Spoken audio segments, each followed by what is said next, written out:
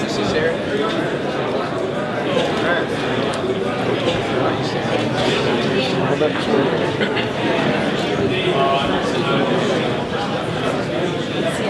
How are you guys?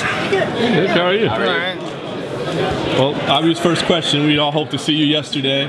What happened? Oh, yeah. Well, I had a few little miscommunications, and for the open work, I didn't have a trainer anyway, so I was come out and do a little skit for the fans here, pretty much. I was gonna have to come up with something, but yeah, it just I didn't really had to go back home for some things, so I didn't make it here as soon as I would have liked to. So I apologize to all the fans, especially the ones that were here to see an open workout. I didn't really put too much thought into it. I was just more focused on the fight, and you know, I've showed up on pulled the same card a couple of times. Just showed up on Wednesday. It's pretty considerate of me. So again, I apologize to all the fans and people who were anticipating, you know, a show on Wednesday. So, you know, again, my apologies. So people trying to read into that and trying to say, well, what's going through Nick's mind right now? Why is it that there's, is people overthinking it a little too much? Well, there's a lot going on, but you know, there's a lot of, you know, not just stuff going on in my mind, there's a lot of things going on. So a lot of times I'm just dealing with that and sorting that out. And the thing is, I'm not going to stress out over it, and I'm not going to go lose sleep over anything. I'm going to do what I got to do to get here, you know, as soon as I can get here. And I've learned, you know, with my experience and, you know, with what's going on right now today and who I am, what I'm doing, and what's what, I'm just going to do my best to get here at 100% to the best of my ability and focus on what's most important, and that's, you know, my health and safety. So I'm always thinking that, number one. So, you know, a lot of times something's going on, and I'm supposed to be here to fight. You can assure, like, you know, that's the only thing that's going through my head is like me taking into consideration, you know, my health and safety before what's what, and I'm just doing what I got to do to get here for you and do the best I can. So, again, my apologies for not making it on Wednesday. When you say your health, though, what does that mean? You just mean? It means, you know, I'm not trying to rush anything for anybody. You know, I'm like, I got a deadline. I know what that is. That's, you know, come make weight on Friday. Come fight on Saturday. You know, I'll do the best I can. Put on a show for the fans. You know, fight for the fans. Come in 100% for the fans. And if I'm going to do that to the best of my capability, I'm going to take as much room as I can to do that. You know, at this point in time, regardless of whatever obligations I may have, I just, for me, I'm going to have to do what I got to do. And like I said, again, I apologize to, you know, Dana White and all the UFC and everybody prepared and kind of didn't get a, you know, kind of didn't really end up knowing what was going on with me or whatever. But, you know, it was just, for me, it really wasn't a big deal. I'm like, hey, look, I got to do what I gotta do, and then come and fight. Do you like the way they marketed it, though? You know, with the milk carton cans. I mean, they kind of had fun with the idea of wearing. Sure, yeah. Go ahead. You know, they're going to get a show out of. They're going to, you know, they're going to have something.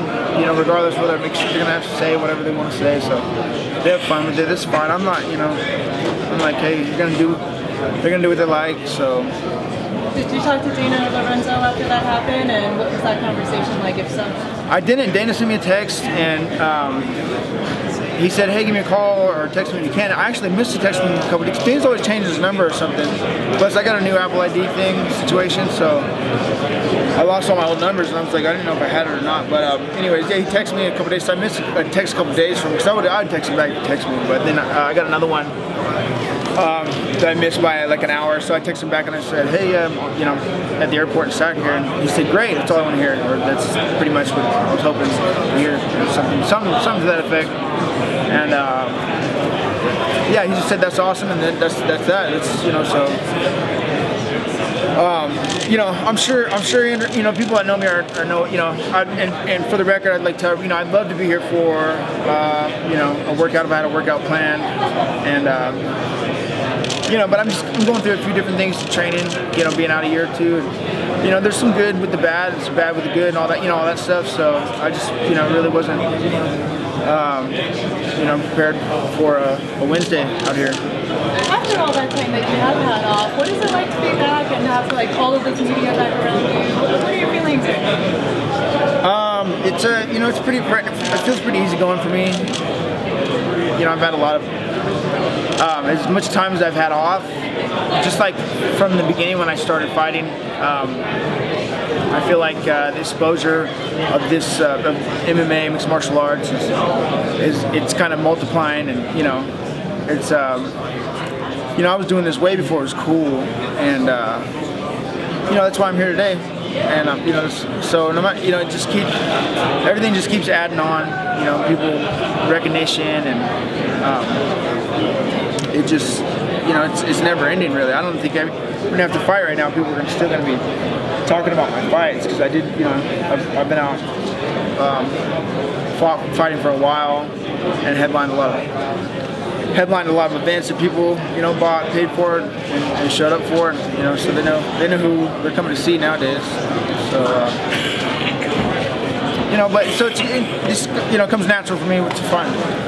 So Nick, you've been out for a while. What's been the biggest motivating factor for you to return to the UFC and to return to fighting? What was the? You've been out for a while. What's been the thing that motivated you the most?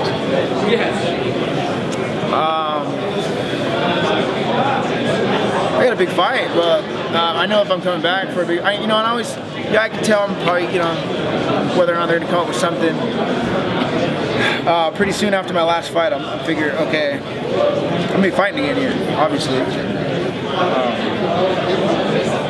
So I rushed to get a lot of things done, square away a lot of things, you know, a lot of things that they weren't so easy. It took me a lot of time to get settled into being, you know, kind of retired for a minute or take a break, and you know, I moved here and there. You know, I was relocating. I just did a lot of things. So once I had everything squared away, you know, I just kept working on what was next, and I knew from that point on that, you know, I knew early on that I was going to be fighting again. Let's put it that way. So, you know, I just took precaution in that and trained the way that I should, like I would, regardless whether I'm fighting or not. I'm going to be in some sort of a top competitive level as long as I'm healthy. I'm going to be, you know, training where there's good training. So it's just kind of the way it is.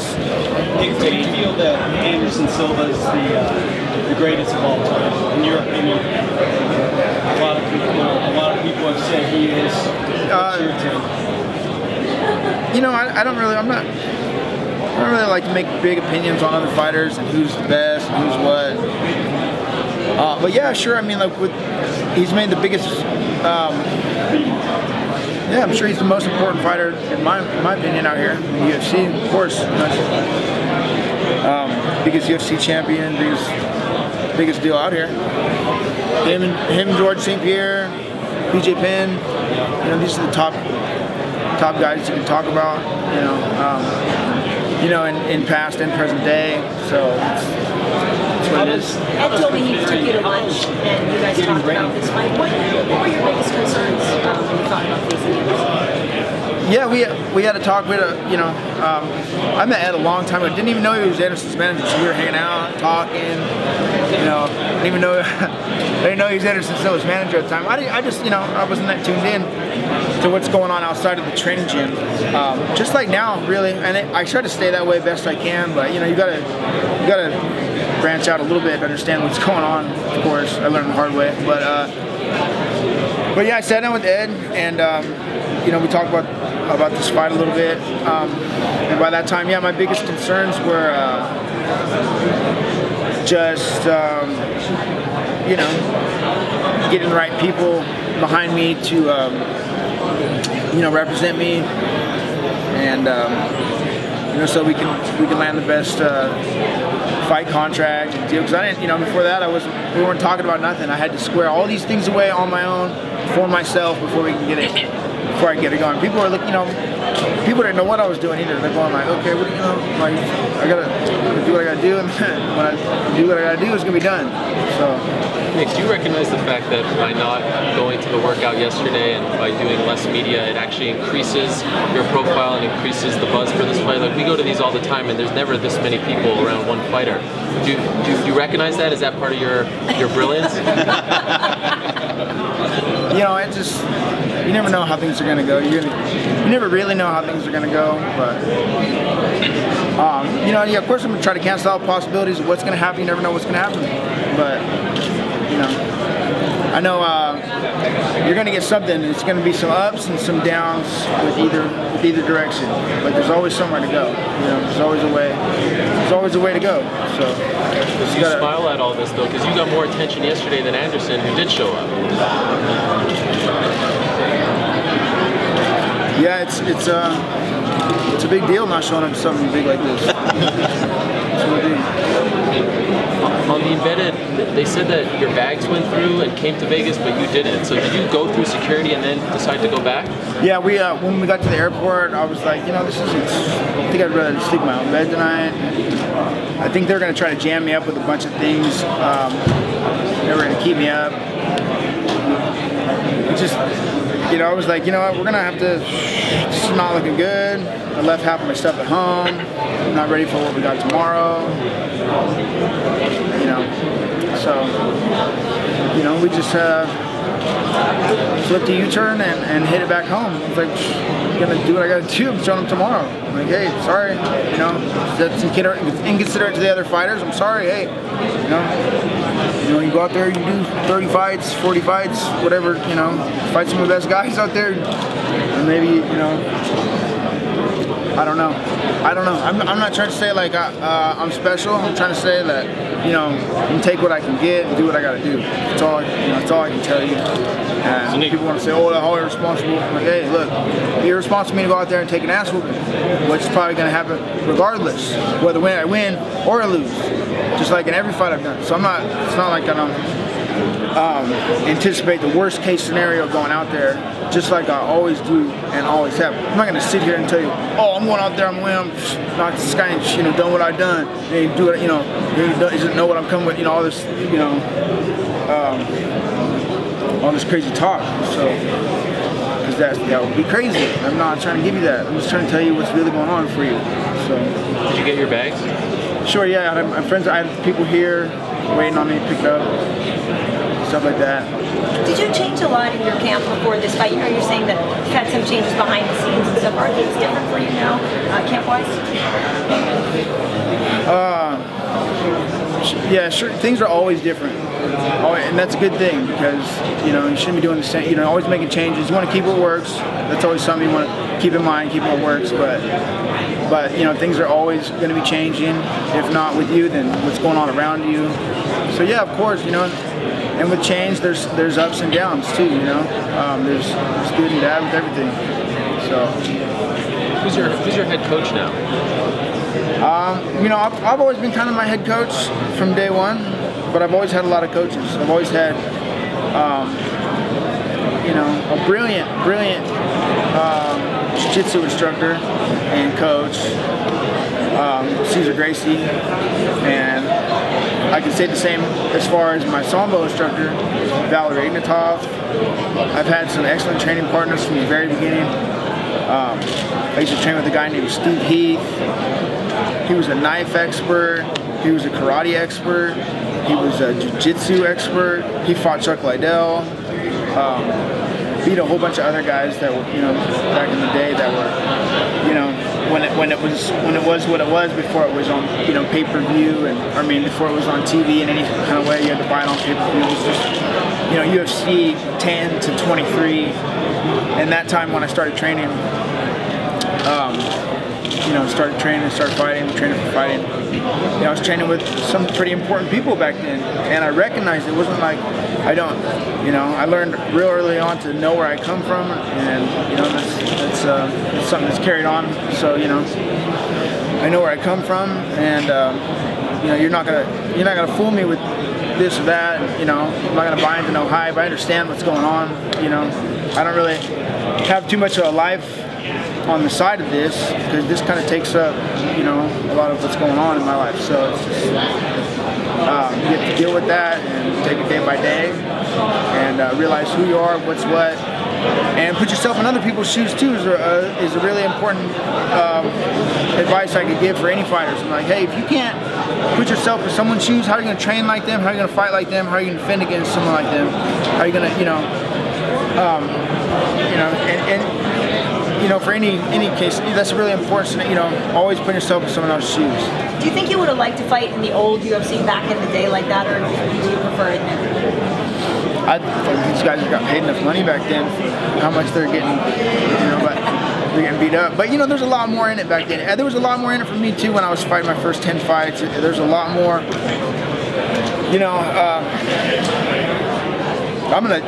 I'm just, the way I'm programmed just to do is to fight.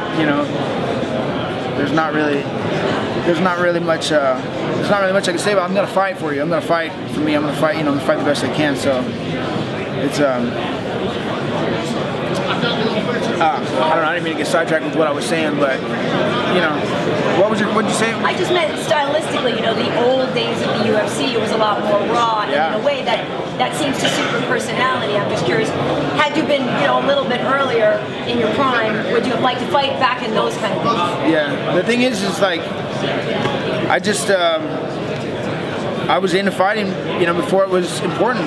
People come to me now and they're like, we always come and get into this conversation, and it's like, the thing is, I was just doing this for school. They're like, people ask me all kinds of stuff. Random people like, doesn't that get annoying? People coming up to you, and, why would you want that? I'm like, hey, I'm like, I didn't mean for all this to happen. I didn't mean to be coming off as not a good role model for young kids and all that stuff, and I hope to in the future and nowadays come off as the best type of role model I could be. Even though I'm missing a Wednesday on a big event like this, it's not, kids, remember to brush your teeth too. While you get cavities, it's no good. So that's, what I mean. I just, like I said, I got to fight though. So I'm gonna bear with me as I do the best I can do. I'm gonna try to dodge a few punches, and that's what I gotta focus on, and that's how I've made it as far as I have with what I've had to work with. If you want to give me something more to work with, maybe I can give you something more to work with as far as like a Wednesday, and and I get invested in that, and planning and leading up to what I got to do, and I should have. Sorry I didn't make it happen. Do you think that I would like to? I would hire on the right type of people who are game to be a part of what you got going on that are good for you, and and I'm not, where I'm based, you don't always have a lot of, we're the potential where we are. There's no other sort of potential out there for this sort of thing that we can envision, what we need. You know what I mean? Like, they're not, there's not a big market out there right now for that, especially where I live. And as far as the rest of the world too, they're talking a lot about that. Last time I was in a meeting with Dan White, Diaz, and the rest of these guys on the Time Is Now, we were talking about fighters getting hurt, things like that. A lot of it has to do with preparation, planning, and people worrying about stuff that they had to worry about their last fight. Focusing on that is the most important thing, and you forget, you fall short. Here's these goods and bads come in again. So you're focusing on these goods, and now you forget about, whoever was taking care of your old stuff. Did he get paid? I'm like, so now he's not around now. So now you got to deal with that and make up for that in some sort of way. But you're always getting stronger too, though, in this. So does fighting for the belt motivate you? Right now, fighting for what I got to fight for is motivate. Training and keeping my head on my shoulders after what I've gotten myself into is what motivates me. That's what enhances my sense of security. And that's how you're gonna feel when you wake up. You have to fight me. You wake up in the morning, you're like, shit. Now what am I gonna do? So you got to figure it out. Hopefully you're like me. You already got it figured out, and you know what you got to do first things first. Because you've been doing this for as long as you've been doing it, and then you can get it done. Silva's been promised the next title shot. If you beat him, do you think that you should? I don't really want to. give an opinion on that. I don't really have an opinion on it, really. I'm just focused on what I got to do. And what I think is right. I don't think it really matters in the end what I think. So, you know, I just, you know, try to keep it to myself if I could. Even if, you know, I did have an opinion, really. But honestly, I can't say. I don't really, off the top of my head, I don't. So I'm not just going to tell you something like, oh, I think I should. I don't care, honestly. I'm just focused on, you know, walking out of here on Saturday, like, after the fight, win or lose. Can I walk out? You know what I mean? Can I get up and walk out? You know what I mean? Can I, you know, so Nick, survive you the night? Nick, how much do you weigh right now? I'm a little bit over, but I'll make weight. It's not like. So you were talking about people, you're saying you don't have what you need necessarily. I don't know if it's a criticism, but a lot of times people said, oh, maybe Nick should just go to a different camp. Like there are places where people could take better care of you. Yeah, I'm not right off, you know, right off the bat, like right off, making that kind of a switch for me, especially like a year or two ago before I was taking this break, it was completely out of the question. With that year off and understanding of what's going on in the world today, and I spent a lot of time moving around and meeting people and learning how, you know, understanding how things would be if I was here or there. And, you know, and then nowadays I have the capacity to go places for extended periods of time. So, you know, it's not even a question of whether I can go somewhere for a short time, back and forth. I really don't have a problem with flying in and out of anywhere nowadays. When I was a little younger, and it was like, you know, a big hassle, everything traveling, and it's just a lot of things, you know, were just straight to the gym. I gotta hammer these workouts. You don't understand. I gotta do my 3 workouts a day. I gotta do my you know, I'm missing this. I'm fucking crazy. You know what I mean? So, and I see that, recognize that, and a lot of people are like, hey, you know, like, just don't worry, just do what we're gonna do. We're gonna get it done. You know, I've seen people just grind themselves into the ground, and I've already been there and come back from that, and you know, and suffered as a result of that, dealt with it. So I see it when it happens to people, and not even just in MMA. Like, guy starts doing triathlon all of a sudden. He's so into it. It's so crazy because he knows so much more about it than other people because he actually put the time in and ran that extra mile and went and raced and did, like, you know, did these long races. Nobody's done that. So now he knows he's got this, you know, back when nobody was doing this, I knew that I knew what was what. I had, you know, 10 fights. Nobody knew that. So, you know what I mean? You get kind of fanatical real quick and you go and run it. That's what I'm saying. I'm not like so crazy about this whole thing anymore. Now I'm just like, you know, using what I have to work with to get where I gotta go. And are you still enjoying it? It has to feel good that people come to you. So guys like Nancy Medeiros and guys come to you now for that expertise. Yeah, it's fun. You know, these guys, they come, people need to know things, and you know, I got the answers for them. Sometimes it works. Sometimes stylistically, it works really good for them. You know, I work really good with people. Sometimes stylistically, we don't, you know, they don't like what I have, you know, and that's fine. You know, and I get a lot of good out of those type of guys. They can't, not everybody can do what I do. And, you know, a lot of times I'm not fighting somebody that can do what I do. I'm fighting some crazy little strong dude who's, you know, trying to win, you know, a UFC title one time and fight a few fights. He probably, you know, it's his little short time. You know, I've been doing this the whole time. So, but you know what I mean? I'm going to have to fight someone like that. So it's good, and I've always had to fight someone like that, so I've always had these guys that, you know, we don't stylistically, we don't, you know, we don't really work out so good, but at the same time I get great training with these people too. So, but and then as far as the people that are more so stylistically like me, we hit it off, we go good, you know. But the downside is, like, I'm in Northern California, and not everybody's too thrilled on it. I think it's great. There's a lot of great things about where I live. In Northern California, you got lakes. Now I'm an hour from Sacramento, San Francisco. You know, I mean, I go to Lake Tahoe in the summers. I'm freezing cold in the winter. I don't even go nowhere near that. You know what I mean? So, but like, I go up there in the summertime. I do some races. It's nice. It's what I like to do. So I like living there, and it's worked out for me. Nick, how do you use your environment to train? Seasonally, like in the summertime, I'm usually doing a few races. Keeps me in good shape. When I, you know, it keeps me from getting hurt. Really, you know, you don't have a lot of strength to work with after you go do a race, and you're trying to make a recovery week comeback. So you got to focus a lot on technical aspect of things. get around the getting hurt part. And that's not hard because you don't have a lot of strength and energy to go out there and beat yourself up. And by the time you do, you've already put a few recovery workouts in to get yourself, feeling good and you're back and training good. And one of those athletes is able to do that. He was able to cross-train. I spent a few days teaching and giving a class maybe, and I'm completely drained and done for. I'm not going to train hard. But I'm going to go. This is where I'm going to get a lot of my important training out of this time. So, What's different about being like a regular endurance athlete and then being, an MMA fighter? It's an endurance athlete. A lot, you have certain types of MMA fighters, right? You got strong guys.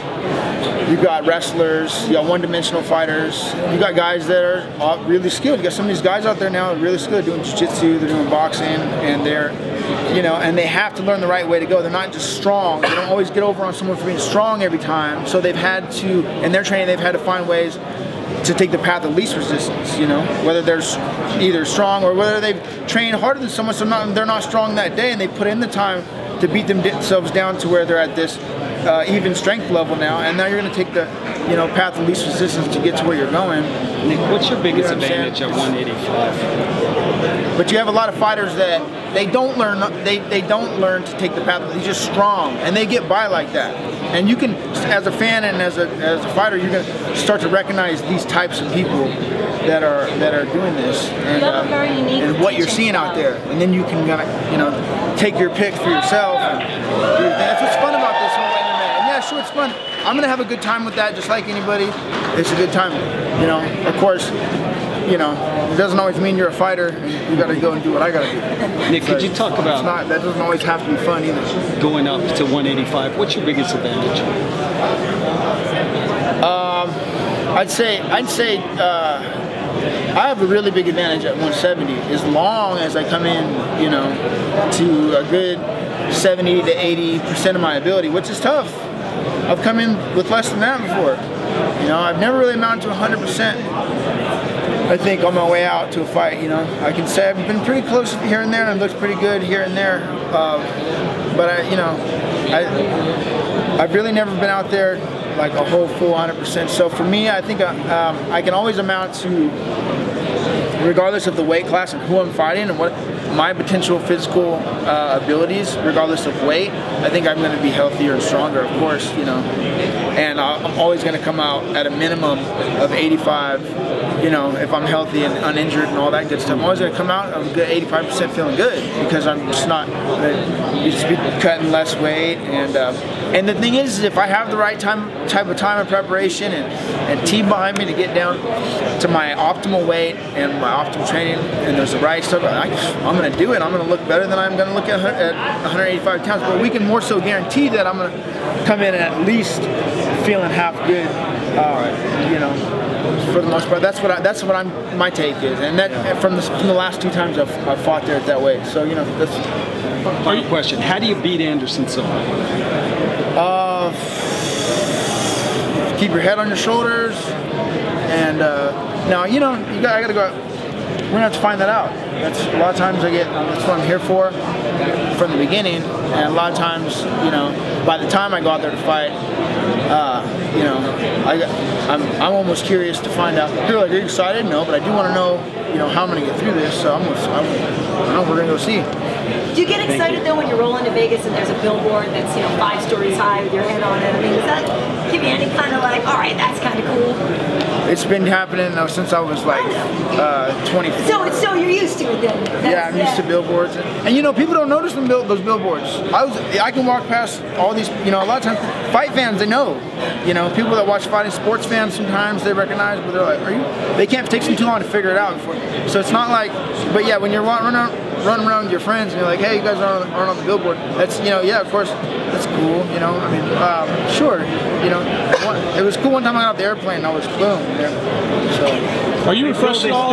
Two legends, you and Anderson. Do you ever look at yourself as a legendary fighter? I mean, you're at that stage. Some of the guys I beat, some of the guys that I fought in the past, look at like that. How do you view yourself? I don't know. I take like a consistent perspective of myself. You know, it's like a moving object. You're trying to like, you know. I really don't know, because I'm always on the move, I'm always on the go, so the way I see myself, I don't know, it's from day to day, I got to get through today before I make a judgment, like, what's what. Are you refreshed at all after the time away? It seemed like before you stepped away, you were kind of burned out on the sport. Sure, yeah, you get burned out after fighting too many fights, too much. I was supposed to fight George St. Pierre 2 fights before I got, if I'd have fought him when I was supposed to fight him, he would have got worked. Ain't no way he'd have won. There's no way, and then he hurt his leg. Dude, I'm like, lucky you hurt your leg. I was ready to fight right about then. You know, by the time I got to fight, I don't care. You want to fight George? You want to do this? You want to do this, man? I'm like, whatever. You know, I'm like, right now, to be honest with you, like at that point in time, I really did not care. Had it gone either way. You know, I had already gone through it with the whole press conference. Oh, hey, sorry you lost the fight, man. I'm like, what? Like, whatever. You know, like. Well, what fight did you care the most about? Huh? What fight in your career have you cared the most about? I think I was going to fight a guy named Scott Bills before I fought Chris Lytle. Chris Lytle's a good fighter, by the way. But I was going to fight Scott Bills, and he didn't show up. Jake Shields was supposed to fight Chris Lytle. Jake Shields got like real bad infection in his leg. It blew up. It's disgusting, huge. So like, man, Jake, what happened to your leg? And so anyways, I was gonna fight Scott Bills though, and I was, you know, the guy looked good. Looked like he was real. I don't know who he is nowadays or what, but he looked real good. I was gonna fight him, my second fight ever, I think. Yeah, my second fight ever. And then he put out, hey man, you know, you have to believe in yourself and go fight this dude. He's at 23, you know, Caesar. And so he put me in that fight. And it was I shouldn't even have been fighting that dude, but you know, I had a good night, and we went from there. What about the layoff? How is it? Have you ever gone that, you know, almost 2 years? No. You know, it was. There's, like I said, there's some ups and downs with that, but I feel for me like it was probably a good thing. You know, I just had too much fights for. You could say, okay, all these, you know, I'm gonna fight these. I wouldn't feel right about fighting guys that I know I'm gonna win. I've never had a fight I know I'm gonna win. Never had a fight. Of course, whoever's ever thought I was gonna win. Strikeforce had a few fights where people were like thought I was gonna win. I'm like, great, now they think I'm gonna win. I'm supposed to win. This dude's like gets his Rocky story. Like, put that into perspective. I'm like, now that am I supposed to win? I'm like, I already was supposed to win all these times. You know, I'm not doing that much better than I was the last time. And this guy, it's like his fight of his life. So even the guys that had like a smaller name than me, it was like their biggest shot ever. People don't take that into consideration. So every time I was fighting somebody like that, every time, I never had no chumps. The only person you don't know who I was when I fought Mike Wicks. This guy, I don't know who he is. I don't know. It's the first guy I ever fought. You know, and that guy Scott Bills. But guess what? I didn't fight Scott Bills. The switch got flipped, and then I fought Chris Lytle, and then I'm fighting Joe Hurley and all these people I don't know all of a sudden, and then I'm going to Japan, and that was that. And now we're here. Do you fight because you want to or because you have to, Nick? You always talk about kind of fate and destiny, that you're just a fighter. You fight because you want to or because you have to, or because life chose you to? It's just, yeah, you know, I didn't really have much of a choice once I started fighting. I mean, I was dealing with Caesar too. It was like, hey, you're fighting June 15th. I think it was June 15th. And he's like, I'm like, fuck, this sucks. So yeah, I'm like, really like 17, 18. So, you know, that was rough. Yeah. How about now? What's that? How about now? I mean, obviously that was then, this is now. I mean, are you fighting because you want to or because you feel like you have to? Opportunity-wise, you know, I've got to... See, for me, I don't look at this like... I don't look at MMA and fighting. For me, I don't look at it as a career. I look at it as an opportunity. It's just one big, everyday opportunity. Just like, people, how do you see yourself? I'm like, I don't know, I got to get through today is an opportunity. I'm like, I have, you know, an opportunity to make the best of this opportunity. So I'm going to have to get through it. And that's, you know, I don't care if that sounds crazy, that's just how I feel about it. Nick, a couple years off, we got to see you. You were out and about, you were smiling, you were having fun, you were kind of out of that war mode. You know what I mean? You were out of fight mode. You were kind of getting relaxed. Was it tough to get back to this, to getting into fight mode, to getting into that kind of pulled back? When you saw me where? What's up? When was this, you're saying? Just the past couple years. Just while you haven't been fighting and, you know, enjoying. Like in Dallas, for instance. We saw you out in Dallas. Just kind of enjoying life and not. Yeah, well, I was getting a lot of stuff done out there. You know, I was like, first of all, I did not want to go to Dallas. I was like, Dallas, I'm like, are you laughing because I keep doing that? I keep accidentally. No, I think it's funny. I don't really go to Dallas. Oops. At least I don't actually say the whole word, huh? Getting better. No. It's the internet, Nick. It's fun. Right. I know. I feel better about that now you say. But yeah, I didn't want to go. Like, I didn't want to go anywhere. I'm like, man, this is so I had to work myself up to all these things. I'm like, I look like I'm having a great time. Yeah, I make the best out of it. That's what I learned to do too. You know, you get better. I think everybody gets better at making the best out of their situation. You know, so just done. Like I always try to say, I've done the best with what I had to work with. Even though you took a 2-year break from fighting, your fans didn't take a break from supporting you. I mean, they were constantly talking about you, asking you when you were going to get back into the octagon. Knowing that no matter what, they have your back, how much does that mean, having all these fans support you? That's great, you know. I appreciate them. I think it's safe to say that I understand them. They understand me. That's great. I appreciate it. I really do. You said earlier that you did, by the time George fight got there, that you didn't care if you won or lost. I mean, how do you feel about compare that feeling to now? What do you mean? When I what? Well, earlier you were saying that the George fight, it just took so long to get there. You know, it fell apart. He had a leg injury, and by the time it got there, you were just kind of over it. Well, not that I won or lost. It was more so whether I get the fight or don't get the fight. I'm like, if we're gonna, you know. But now you're asking me to fight. I'm done asking to fight. Same thing now. I'm not here because I want to fight too. At the same time, I'm like, if the opportunity presents itself, yes, great. Now this freaking opportunity has presented itself. I'm like, damn it. I'm like, so, you know, yeah, I can't, I'm not going to sit around and go, have everybody going, oh, well, you didn't take advantage of your opportunity. You know what I mean? I'm not going to go through that. That's not going to be no good. So, yeah, I've got myself into this. I've got to fight for the, you know, make the best out of my opportunities. Guys, that's it. Thank you very much. Thank you. Yeah, Nick, this way, please.